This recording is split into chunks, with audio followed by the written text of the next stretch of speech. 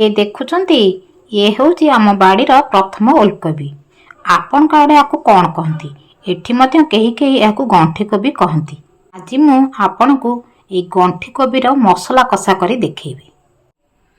गंठी कोबी मसला कषा करिया पई मु गंठी कोबी और आलू को छोट छोट करी काटी नेइची। सेथिरे टमाटो, कटा पियाज, अदा रसुण और पियाजर गोटे पेस्ट, धनिया पत्रर कटा, ता सहित लंका गुंड, जीरा पाउडर, करी पाउडर, धनिया पाउडर, जीरा, लुण, हलदी और शेष में मैगी मसला ए सब को लेकिन मु प्रस्तुत करी गंठी कोबीर मसला कषा। कड़ेटे बसई नहीं से किछि तेल देइछि। एबे तेलटी गरम हेई आसलानी मु सेथिरे किछि जीरा पकई नउछि।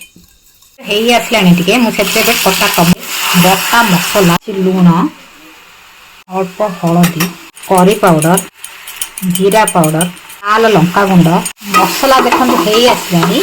एबे काटी रखिता परिबा को देई देछि। एबे परिबा गुडी को भलारे गोळेई देली। किछि समय कषिबा पई मु घोड़ोई दे घोड़ी दो। परिबा गुडी को मसला रे कषि हेई गलानी। एतो मु सेतरे सिजिबा पई किछि पानी दे दे। देखंतु हेई आसलानी।